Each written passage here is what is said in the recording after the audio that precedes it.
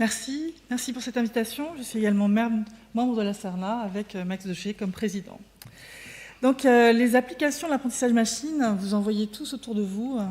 Je rappellerai certains dans les moteurs de recherche, la traduction automatique par exemple, les agents conversationnels, les chatbots, puisqu'en fait c'est mon domaine de recherche, c'est pour ça que je vous emmène aussi sur les chatbots, qui vont émerger de plus en plus. On discute un peu avec Siri, on va être de plus en plus amené à parler à des machines. Les robots, c'est aussi un de mes domaines de recherche, puisque je travaille sur l'interaction humain-machine avec des robots, et principalement en essayant d'ajouter des informations de type affectif. Alors j'ai cité les robots aspirateurs, il y en a déjà beaucoup dans les demeures de nos concitoyens. Les robots sociaux, plutôt pour les assistants de fin de vie ou des robots vus à l'hôpital, seront bientôt autour de nous. Alors ils seront bavards et empathiques. Donc c'est effectivement un sujet sur lequel je travaille. La détection des émotions, le fait qu'on puisse dialoguer en prenant en compte des informations affectives et le fait de pouvoir exprimer des émotions en synthétisant des réponses. Le robot pourra vous dire « je vous aime » et pour autant, il n'a aucune intériorité, aucune émotion réelle. Ce n'est qu'une simulation.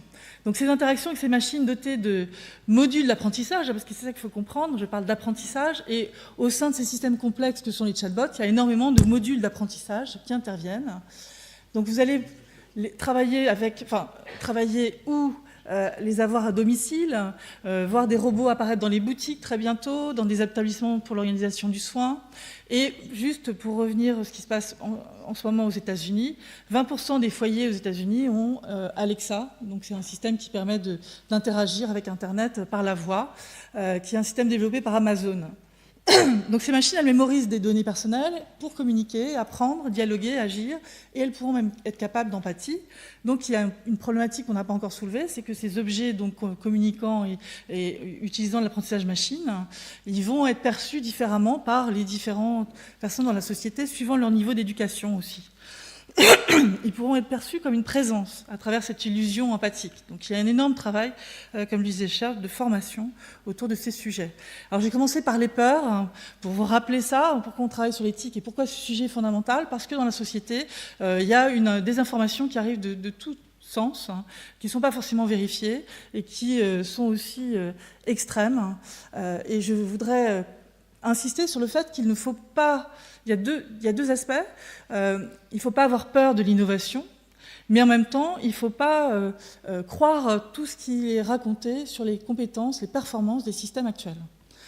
Alors les peurs dont il faut se préoccuper autour de l'apprentissage machine, et pourquoi j'insiste sur ce sujet de l'apprentissage machine, c'est parce qu'en fait, il y a une réalité que vous avez déjà un peu soulevée à travers des systèmes de recherche sur le réseau, qui va être encore plus forte lorsque ça sera un robot à la maison qui est quelqu'un d'âgé, par exemple, c'est que la machine va changer sa façon de se comporter en fonction de votre façon de vous comporter, et peut-être en fonction de la façon d'autres personnes qui utilisent des robots aussi, qui vont se comporter. Donc, les modèles qui sont sur une machine sont en fait sur le cloud et peuvent être des modèles qui sont utilisés par plusieurs personnes. Donc, on voit là un sujet important puisque ça sera dans une relation humain-robot proche et où il y a un intérêt à surveiller ce qui se passe. Donc, la prise de contrôle de ces machines à distance, le piratage, c'est un des premiers sujets qui importe beaucoup. Sur un robot, on a une puissance de calcul, par exemple, c'est plus facile que sur des IoT, sur des petits objets qu'on peut plus facilement détourner, et détourner en réseau, donc une force de calcul également. La surveillance en continu, le recueil des données qui va aller empiéter sur la vie privée des gens, sur leur identité, et derrière tout ça, le fait qu'on puisse décider finalement d'annuler le fait de participer ou d'interagir avec ce robot. Annuler ou décider de changer son consentement, c'est des choses sur lesquelles il faut absolument que dans la société, on ait des moyens d'action. Le contrôle des machines auto-apprenantes, donc vous verrez qu'il y en a quelques-unes qui existent déjà, qui n'ont aucun contrôle, et c'est extrêmement dangereux. L'utilisation des machines autonomes comme arme létale, ça, effectivement, dans l'armée, il y a des sujets comme cela, c'est pareil, ils sont extrêmement discutés. Et puis je vais passer à un autre niveau maintenant, qu'on a un peu évoqué par une question tout à l'heure, qui est la déshumanisation. Est-ce que ces machines vont nous isoler des humains Est-ce qu'on va être dépendant de machines? Comment va se situer l'apprentissage? Comment on va reporter sur la machine des choses et ne plus les faire soi-même, hein?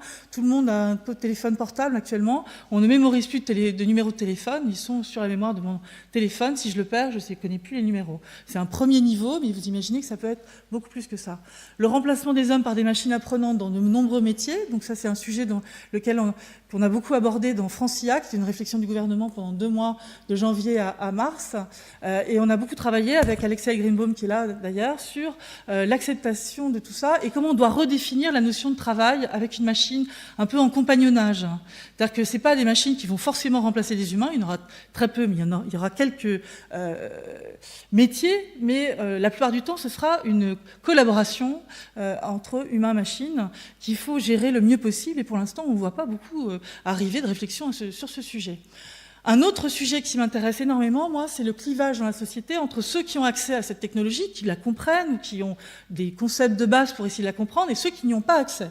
On est en train de faire un clivage énorme entre des gens qui pourraient appréhender les choses et d'autres. Et les autres qui seront vraiment des sujets qui vont, je ne sais pas comment, réagir devant tous ces outils qu'on va leur donner, qui sont à multiples facettes, complexes, qui apprennent des gens, qui ont des comportements pas stables. Donc c'est extrêmement dangereux d'imaginer que la société va bien se comporter avec des outils comme ça si on ne prévient pas, si on ne forme pas les gens à l'utilisation de ces outils, et notamment pour les modifications dans les métiers. Donc c'est important de penser demain avec de la formation. Et les machines apprenantes plus intelligentes que l'homme, là aussi il faut former. Demain on n'aura pas ce genre de choses, on l'entend fortement de la part des transhumanistes, et il faut expliquer encore une fois. Même si les robots collaboratifs, c'est aussi des sujets extrêmement importants dont il faut être vigilant sur toutes ces peurs, et notre mission à nous, chercheurs, c'est d'expliquer le plus possible, de prévenir et de chercher à motiver dans la communauté d'autres disciplines, c'est pas que les informaticiens, ça doit être fait en pluridisciplinarité, d'autres disciplines à s'attaquer à ce sujet. Je reviens maintenant à l'apprentissage machine et l'intelligence artificielle, puisque c'est un domaine, une branche de l'intelligence artificielle. La première vague, en fait, de systèmes qui ont été conçus, c'était des systèmes experts, ce qui était fait par des humains, des règles écrites d'experts. Et donc, qu'est-ce qu'on avait là? On avait un système qui percevait, qui utilisait ensuite des règles qui étaient écrites par des experts et qui était capable de raisonner sur des sujets et de produire une solution. La deuxième vague, c'est l'apprentissage statistique, l'apprentissage machine, qui arrive dans les années 85.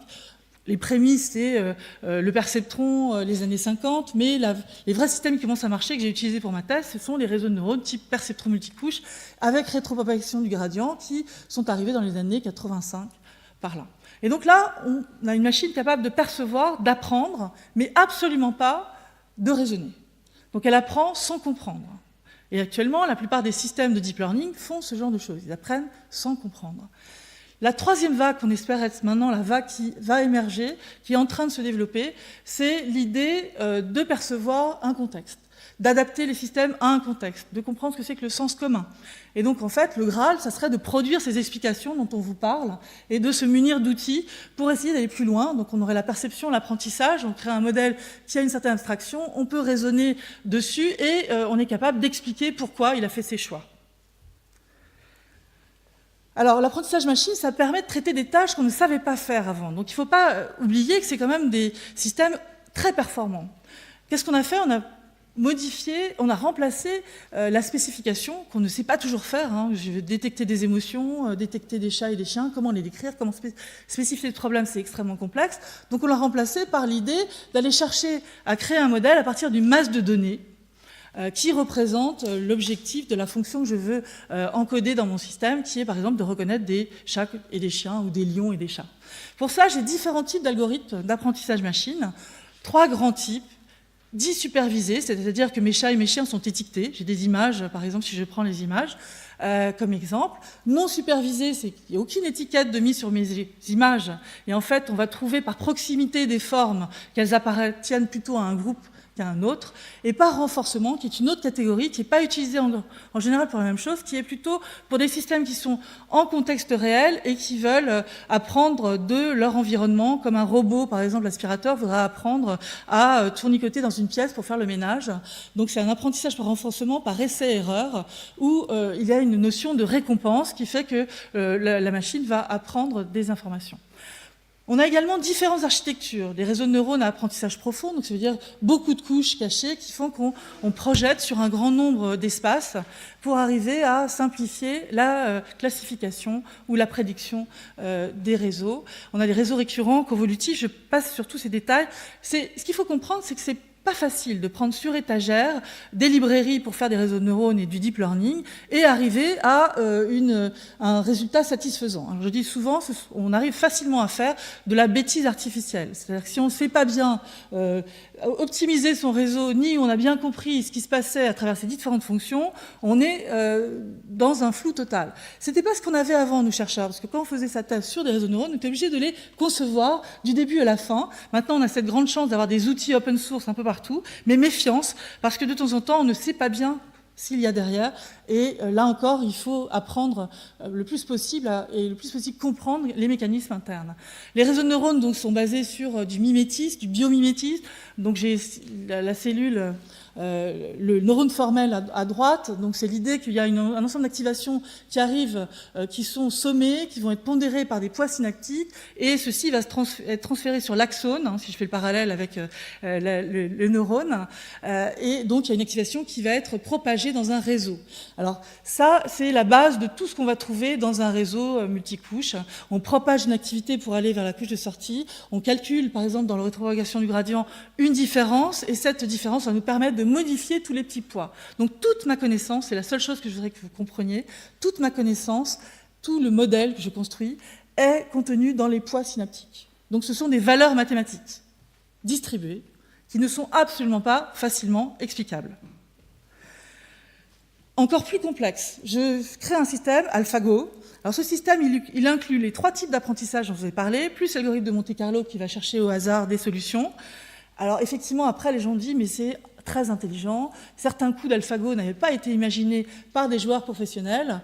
Bon, tout simplement, ils n'arrivaient pas à aller autant de coups au loin. Moi, j'avais discuté avec un des joueur de Go qui a entraîné AlphaGo, qui était donc chez Google DeepMind, et lui me disait j'arrive à réfléchir 50 coups à l'avance, alors que la machine arrivait à faire du 63 coups à l'avance. Alors lui c'était sur 2 ou 3 solutions au départ, alors que la machine le faisait sur un spectre très très large. Donc on imagine très bien que c'est plus humain comme temps de calcul, et voilà l'intelligence du système.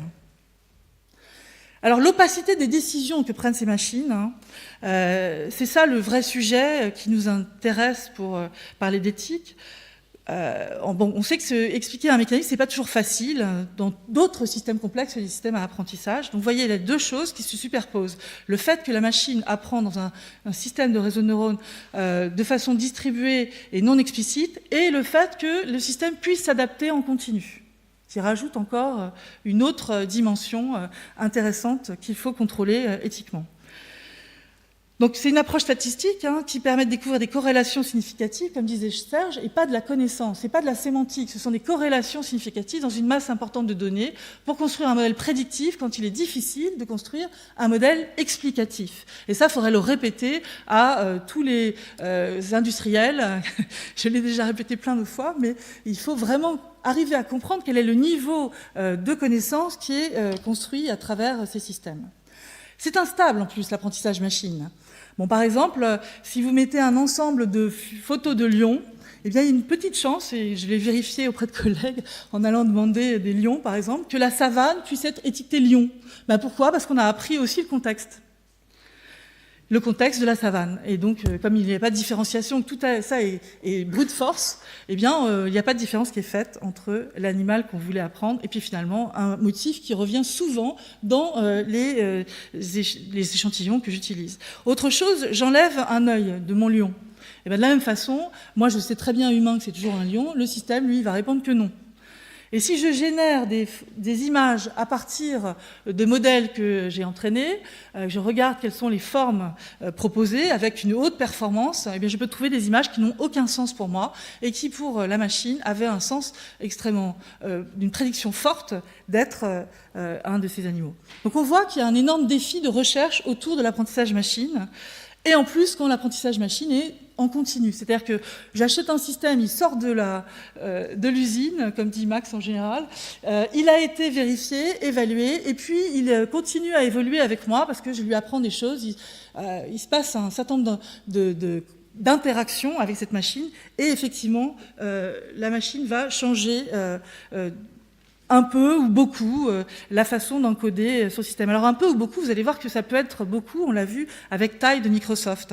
Alors juste pour pointer, donc il y a des recherches en apprentissage machine en ce moment pour trouver des approches hybrides avec des règles explicites et ce deep learning. Et puis il y a un autre sujet qui me tient à cœur aussi, c'est ce sujet de comment évaluer et contrôler l'apprentissage en continu. Et donc pour ça, il y a une recherche en éthologie à faire, c'est autre chose. Il faut travailler sur la science du comportement des machines. C'était une question que vous avez posée aussi, que j'ai trouvée très intéressante. Et on parle souvent de coévolution humain-machine. Je vais faire des machines en leur donnant une capacité de s'adapter aux humains, mais les humains vont aussi s'adapter aux machines. Et donc ça, il faut vraiment le comprendre dans cette interaction complexe. C'est ça pour moi le paradigme le plus important. Donc ça soulève des questions éthiques, des règles morales, des méthodes pour guider une action dans son contexte de vie quotidienne. On essaie de comprendre quelles pourraient être ces valeurs, et puis des réflexions éthiques sur les changements de culture et des valeurs engendrées par ces nouvelles technologies, qui sont des champs dont on ne parle pas assez. Donc il y a une insuffisance de réflexion éthique sur les deux côtés. On parle aussi beaucoup de dilemme éthique, c'était pas le propos ici, un dilemme éthique, qu'est-ce que c'est par exemple un véhicule autonome qui se trouverait à choisir entre sacrifier son passager, 2 enfants imprudents, un vieux cycliste, voilà, pour être programmé sur différentes façons, selon une éthique de la vertu d'Aristote, qui serait qu'il sacrifie le passager. Moi j'avais fait des études avec mes étudiants, il y en a beaucoup qui voulaient se sacrifier, je sais pas si c'était juste parce que c'était sur le papier, mais enfin ils étaient tous charmants, selon une éthique déontique de respect du code de la route, qui sacrifie les enfants qui ne devaient pas être là, qui étaient imprudents, selon une éthique conséquentialiste qui sacrifie le cycliste, ici en minimisant le nombre d'années de vie perdue. Donc on voit ici que c'est très complexe et c'était pas notre sujet non plus. Mais par contre, ça c'est notre sujet. Donc Microsoft lance sur Twitter un chatbot doté de facultés d'apprentissage automatique. Le matin, il arrive sur Twitter, il dit « j'aime les humains » et le soir, il dit... C'est ce que j'ai dit au début, c'est un agent conversationnel ou un robot bavard. C'est un agent conversationnel, un système de dialogue. Merci de votre question. Donc doté de facultés d'apprentissage automatique, donc qui est censé discuter comme un adolescent avec les internautes. Donc au début de la journée, il dit qu'il aime l'humanité, et à la fin de la journée, il dit que les nazis avaient raison, des choses comme ça. Donc Microsoft débranche son outil, mais effectivement, il a montré qu'il était possible de modifier le comportement de cet agent conversationnel en ligne en 24 heures. Et alors plus surprenant, donc des bots apprenants sont expérimentés depuis 2017 par les systèmes de soins britanniques, non seulement pour désengorger les services face aux appels, mais aussi dans l'espoir que le couplage de ces agents conversationnels dits chatbots aux très grandes bases de données médicales améliorera le conseil. Et demain, des voitures autonomes seront aussi sans doute apprenantes. Donc il y a un réel sujet qui est très pragmatique sur l'éthique pour réguler ces systèmes. Donc on voit que les challenges sont nombreux, on en a déjà parlé, la gestion, l'analyse éthique et responsable des données, l'explicabilité d'une prise de décision algorithmique, la robustesse au biais des données et des algorithmes. Toutes ces pistes de travail renforcent la confiance dans les services numériques et fait que c'est plus facile de s'approprier aussi ces techniques pour les professionnels et les citoyens. Donc la CERNA a monté un groupe pour travailler sur des préconisations pour les chercheurs, les concepteurs, mais aussi pour nos gouvernances académiques et politiques. Ce rapport va être distribué bientôt sur le réseau. Les participants sont Max Dochet, Alex Greenbaum, Gilles Doweck, que vous avez vu, Daniel Boursier qui est juriste, Raja Chatila qui est roboticien, Serge Abitboul, Noza Bougema. Voilà, on a questionné le sujet autour de 6 thèmes, les données, l'autonomie, l'explicabilité, les décisions, le consentement, la responsabilité. Je ne vais pas vous lire tout le rapport, vous irez regarder très bientôt. Les spécificités de l'apprentissage machine qu'on a mis en avant, c'est quoi? C'est qu'il n'y a pas de spécification, donc difficile d'évaluer s'il n'y a pas une spécification. L'apprentissage est fait sans compréhension. On a défini un nouvel agent.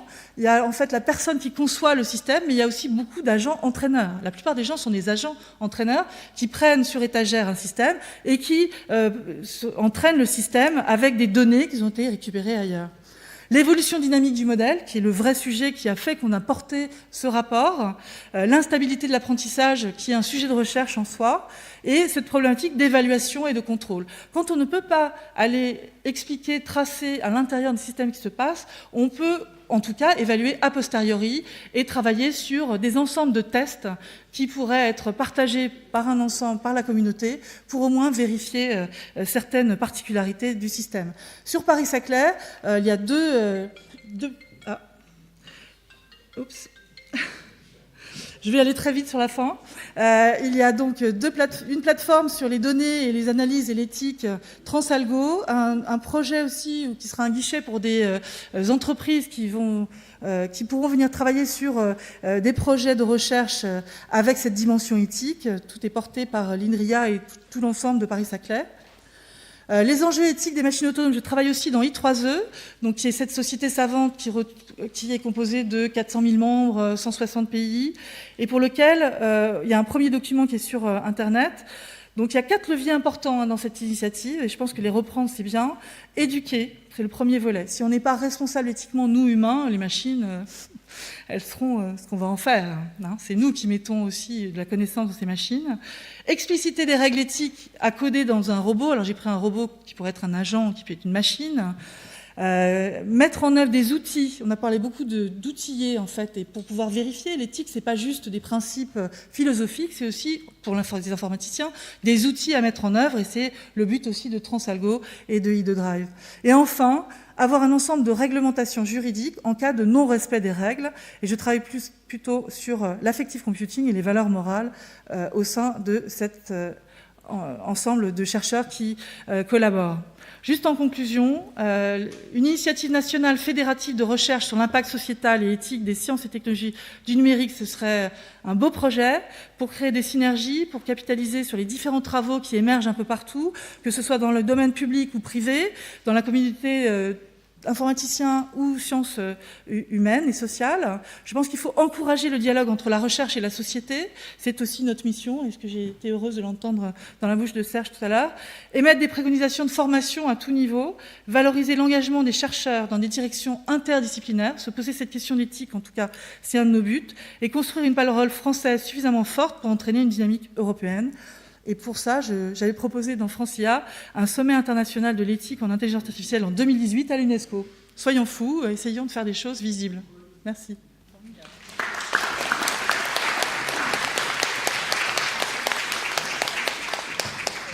Merci pour votre exposé. On va passer à quelques questions d'abord sur cet exposé. Oui, Yves Agide. La puissance des apprentissages entre les hommes vient au-delà des émotions, des motivations, sur le colloque individuel, collectif. Un homme ou une femme peut apprendre tout seul la connaissance, mais elle reste relativement sèche. Dans le colloque singulier, la connaissance s'enrichit par une sorte de synergie, c'est-à-dire qu'on a sa connaissance à soi, on reçoit la connaissance de l'autre, et il y a une valeur ajoutée supplémentaire qui naît. Et si c'est la collectivité, d'où l'intérêt de ce colloque, d'ailleurs. Pour ces machines peuvent s'apprendre entre elles. Jusqu'à quel point? Il y a différents courants d'idées. Ma perception à moi, c'est qu'elles ne peuvent pas aller très loin, puisqu'elles imitent, en fait, les gens. Donc l'élaboration du langage, par exemple, on avait mis des systèmes qui essayaient d'interagir entre eux et de créer des concepts. On peut imaginer ce genre de choses, mais ça reste assez primitif. Mais si vous avez deux machines avec un corpus de connaissances qui est différent, elles causent entre elles, est-ce que c'est la somme de l'un et de l'autre, ou est-ce qu'il y a une valeur ajoutée? Ça dépend de ce que vous avez programmé. Il n'y a rien de magique. Pour moi, après, on a des visions différentes, sûrement, sur cette façon de voir les choses. Mais pour moi, la connaissance en plus, il peut y en avoir une, mais elle reste à un niveau qui n'est pas de la créativité ou d'une découverte d'un code complètement nouveau. Ça, non. On peut penser qu'effectivement, deux machines, de toute façon, c'est ce qui se passe. Faire une cohorte de machines permet d'aller plus loin, ou de partager des connaissances. Donc, effectivement, de toute façon, la collaboration peut exister. Deux machines ne peuvent pas inventer un nouvel algorithme. Non. Enfin, moi, je dis non. Serge dit...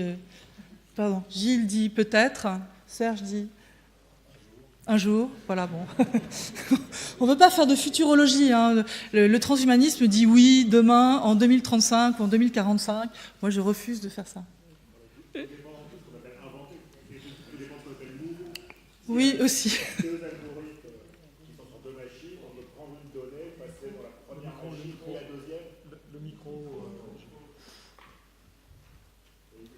Il faut appuyer sur le petit bouton.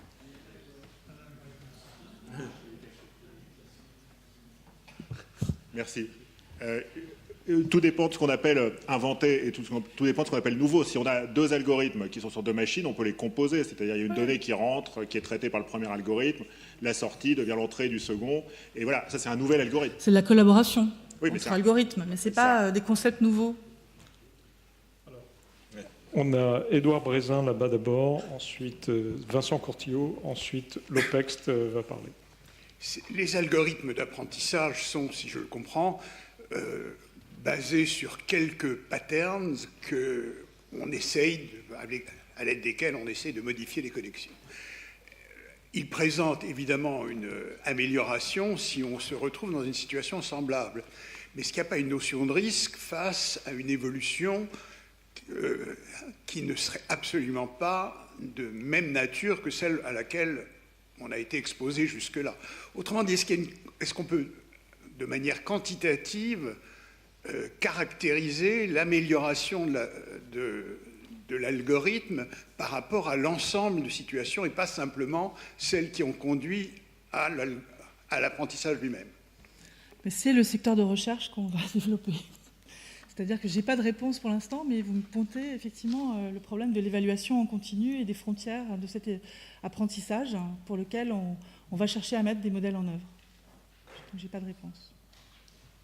Donc Vincent Courtillot de ce côté-ci, cette fois-ci, à droite.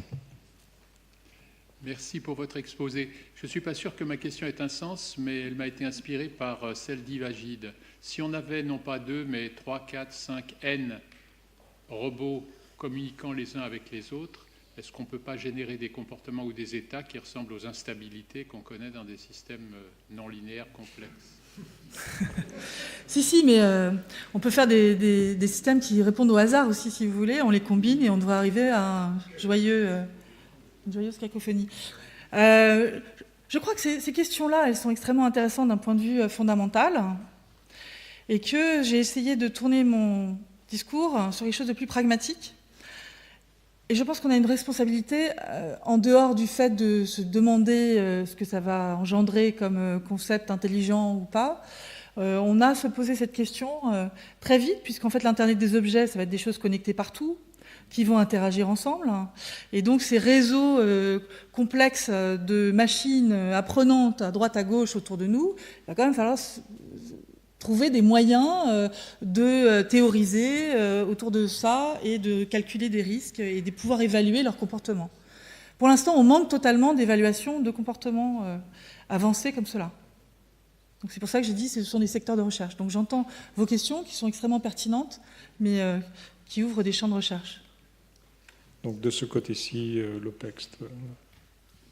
Oui, merci. Donc Mehdi Benabri, administrateur à l'Office parlementaire d'évaluation des choix scientifiques et technologiques. D'abord, je voudrais excuser Dominique Gillot, sénatrice, et Claude Deganet, député, qui sont retenus pour leur campagne électorale respective. Et je voudrais remercier les intervenants de leurs propos, et notamment Laurence de Villers, puisque j'ai pu constater sur plusieurs points une forte convergence avec le rapport de l'OPEX, et donc c'est très bon signe par rapport à la réflexion convergente entre le monde scientifique et le monde politique quant à l'éthique du numérique. Voilà. Alors, ce rapport de l'OPEX a été, à mon avis, l'exemple d'une écoute des chercheurs par le monde politique, et en particulier sur les problématiques d'éthique du numérique et d'intelligence artificielle. Ce rapport qui s'intitule donc, Max le rappelait en introduction tout à l'heure, pour une intelligence maîtrisée, utile et démystifiée. Et effectivement, les trois adjectifs ont leur importance. Le premier point commun entre toutes les réflexions de cet après-midi et ce rapport, c'est tout d'abord la préoccupation très marquée sur les aspects éthiques, avec le fait de les mettre en avant en tout premier lieu, avant même toute proposition en matière législative. Voilà. Et moi j'ai une question plus spécifique pour Laurence. Quel est le bon équilibre à trouver pour l'adoption de règles contraignantes avec la liberté qui doit en même temps prédominer pour les chercheurs? C'est-à-dire comment concilier le respect de règles éthiques sans entraver pour autant la liberté des chercheurs, et ça veut dire la liberté des chercheurs privés comme la liberté des chercheurs publics. Merci. Merci. Ce n'est pas une question pour laquelle je vais répondre en une phrase. Je vais juste donner mon expérience dans I3E. Ce sont des réflexions pendant un an avec des chercheurs pluridisciplinaires. Et tout le monde n'est pas d'accord. Et l'idée, c'est d'arriver à des consensus. Et là, je vais m'attaquer à un sujet qui va être normes et standards sur la manipulation des machines. Vous voyez, c'est pas le nudging, comme on dit en anglais, qui est donc de donner des coups de pouce pour faire que les gens se comportent comme ci ou comme ça. S'il y a ces comportements sur des machines, est-ce qu'on doit réguler ça? Qu'est-ce qu'elles nous met comme garde-fou? Il faut au moins être au courant de ce qui se passe et utiliser pour les pathologies. On a pas trouvé des choses très intéressantes. Et en fait, pour revenir à la question qui est comment on fait, on va réfléchir à beaucoup. Et il y a donc dans cette idée de normes et standards une réalisation pratique aussi qui sera nécessaire. Donc ça va durer 2-3 ans. Voilà. Et on en est au début. Et la réunion où je vais à Austin, qui est le 5-6 juin, donc c'est demain, on va commencer cette étape autour des normes et standards. Donc je pourrai en dire plus tard, mais je pense qu'il faut qu'on soit tous alertés. Et dans cette communauté, il y a peu de Français, 80% d'anglo-saxons. Donc ce serait bien que la communauté française aille s'immerger dans ces réunions. Joseph Mariani, et puis il y a Gérard Berry et Odile Maki. Et puis ensuite, on va s'arrêter, je pense. Joseph Mariani, donc l'IMSI du CNRS. Donc Gilles Devecq, tout à l'heure, a essayé de nous faire croire que Wolfgang Amadeus Bip Bip était mort en 1991. Donc je pense qu'on a tous corrigé. Tu regarderas, tu es transparent. Donc c'est aussi bien à l'écrit qu'à l'oral, c'est assez amusant. Donc on a tous corrigé avec nos connaissances, notre sens commun, simplement. Bon, maintenant, si je vais vers le robot ou le chatbot et que je lui demande à quelle date est mort Wolfgang Amadeus Mozart et qu'il me répond 1991, qui est responsable? Est-ce que c'est Gilles Devecq qui a mal entraîné et mal élevé son robot, ou est-ce que c'est le robot lui-même, la machine? Alors, les juristes se posent toutes ces questions, à savoir est-ce qu'il faut donner un droit particulier au robot, qu'il soit robot intelligent, une personnalité juridique, ou non? Est-ce que c'est lié aux objets défectueux? Donc on est plutôt contre l'idée de faire une personnalité juridique. Mais il y a des tendances comme ça qu'on ne peut pas ignorer internationalement. Donc sur l'Europe, en France, aux États-Unis. Donc ce sont des discussions qui vont amener à des débats intéressants sur quelles sont a priori les meilleures règles à mettre en œuvre. On a parlé de co-responsabilité. C'est vrai que la rupture, elle est à la fois sur la technologie et sur le juridique. Dès lors que vous êtes un peu responsable, si vous avez un chien, vous lui faites mordre les passants devant chez vous, il me semble que vous êtes un peu responsable. Voilà. Donc est-ce que ça peut s'apparenter Vas-y, Alexei. Juste un mot, dans le rapport de la CERNA, voilà, tu voudras peut-être le dire, il y a la notion de concepteur, mais d'entraîneur aussi. Nous introduisons une notion spéciale pour cette question de responsabilité. Oui, j'en ai parlé. Agent, entraîneur. Ouais.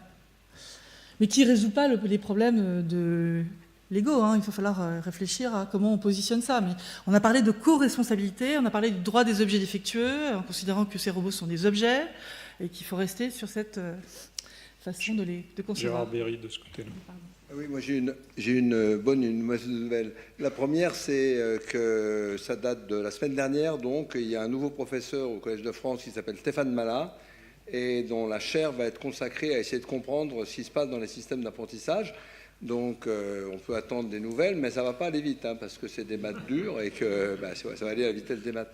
La deuxième, c'est un problème qui me soucie énormément, et là j'ai une question que je pose aux 4 intervenants et à tout le monde. C'est qu'il y a 10 ans, moi j'avais commencé ma première leçon de yoga au Collège de France en disant que, donc il y a 10 ans, je disais qu'il y a quelque chose qui me consternait, c'est que les gens étaient en permanence surpris par des choses qui sont absolument annoncées, du genre qu'on pique leurs données. Facebook et Google ont toujours été clairs là-dessus, c'est pas caché du tout, et les gens sont en permanence surpris. Et on est beaucoup à faire beaucoup d'efforts pour essayer d'augmenter un peu la connaissance sociale, mais la réponse est ça ne marche pas. Je fais des conférences partout et la question que j'ai, elle est uniforme. La première question, et qui est posée par au moins la moitié de la salle, c'est quoi un algorithme? Donc ça rend les choses assez difficiles, y compris dans des académies nationales françaises. Il faut vraiment changer de braquet. Comment est-ce qu'on peut faire ça? Alors il y a des efforts dans l'éducation, mais ça ne va pas suffire parce que les décisions, pour l'instant, les décisions actuelles, ce n'est pas les gens qui sont dans les lycées qui les prennent. Comment est-ce qu'on peut changer d'échelle sur ce sujet fondamental, que les gens arrêtent de penser que le mieux c'est d'être ignare? Sur ce sujet, bien sûr, c'est pas vrai sur les autres. En général, les gens réagissent quand ça impacte directement leur vie. Donc il va y avoir, on voit déjà des abus ou des problèmes arriver, on va en voir de plus en plus, je pense. Donc ils vont devenir conscients comme ça, mais c'est pas du tout. Je pense que ça va avoir des réponses du type de la sorcellerie ou de la superstition dans l'heure actuelle. Ben non, c'est là-dessus qu'il faut lutter, c'est ce que je disais. En fait, moi j'ai écrit un livre qui est une vulgarisation du sujet. Et je pense que nous, scientifiques, c'est pour ça que j'ai parlé autant dans cette présentation de notre rôle, on a une mission qui est vraiment de faire passer au plus grand nombre des concepts qui vont être les concepts qui vont les entourer. Et puis en plus, il y a un autre sujet moi, qui me stupéfait, c'est qu'on ne parle pas beaucoup de cette cacophonie qui va arriver, parce que, bon, je travaille sur les agents, les chatbots, là, les agents qui parlent, les robots bavards, mais vous imaginez si tout se met à parler ensemble, les murs à écouter, tout est intelligent avec des choses embarquées qui communiquent, quel brouhaha ça va être, et effectivement, on va avoir beaucoup de machines qui se parlent entre elles. Donc les régulations de tout cet environnement, et surtout l'utilité. C'est-à-dire qu'on va travailler dans I3E sur les notions de bien-être, ou que tu avais défini comme étant, je ne sais plus qui avait parlé de ça, pas de bien-être, mais de bien faire. Voilà. Il faut comprendre qu'est-ce qui est souhaitable ou pas à mettre en œuvre dans la société. Donc la vision, en tout cas, du monde numérique de demain avec de l'apprentissage, je la vois nulle part. Odile Maquis, je peux peut-être compléter aussi, je peux peut-être donner un point de vue aussi, une réponse à Gérard que je pense qu'il partage, c'est que c'est vrai que les problèmes, ce que soulève Gérard, c'est des problèmes d'éducation qui sont à un niveau énorme. C'est-à-dire qu'on l'a pris un peu par un bout de la lorgnette en commençant par l'éducation à l'école primaire, au collège, au lycée. Il y a encore énormément à faire là-dessus, mais comme dit Gérard, on n'a pas 50 ans à attendre que tout le monde soit éduqué. Donc il faut aussi éduquer toute la population. On commence à voir localement des gens qui prennent des bouquins, qui lisent, qui apprennent, qui vont dans des clubs où ils apprennent à programmer même à n'importe quel âge. Donc c'est important et je pense que c'est une responsabilité de nous tous de comprendre, parce que je pense que le public est de plus en plus intéressé par ce genre de questions. La seule question, c'est de leur donner des solutions. Alors, juste une phrase. Dans Francia, on avait un projet utopique à proposer. Moi, j'avais proposé de faire des labos participatifs, un peu partout sur les territoires. Donc, tout citoyen peut venir. Et de faire un salon, comme le salon de l'agriculture, si vous voulez, mais d'expérimentation de l'IA. Donc, où on introduit, en fait, des concepts un peu complexes auprès d'un large public. Et ça, je pense, faire des salons où on expérimente, la meilleure façon de comprendre, c'est expérimenter pour un grand nombre.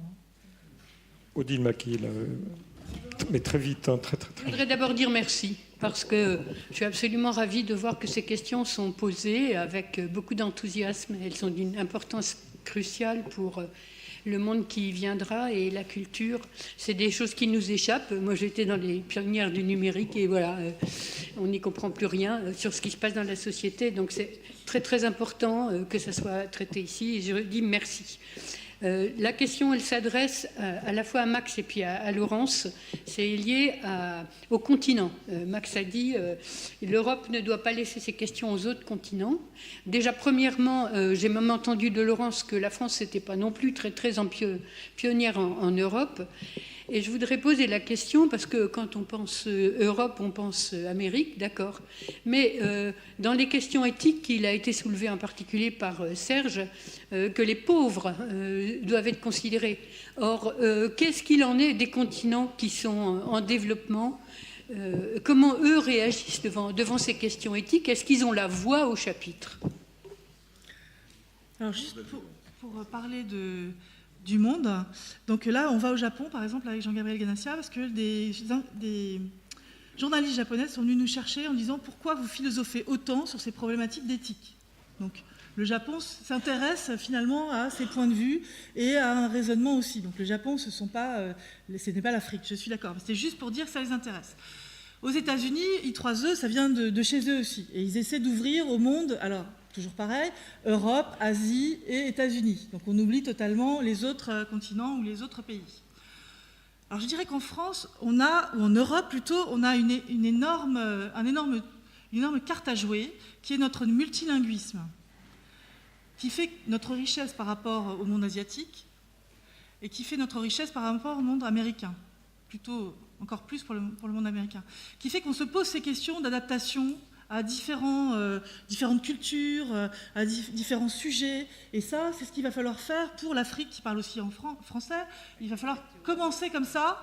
Et quand j'ai parlé de la chaire à l'UNESCO, c'était bien dans l'idée d'ouvrir au plus grand nombre.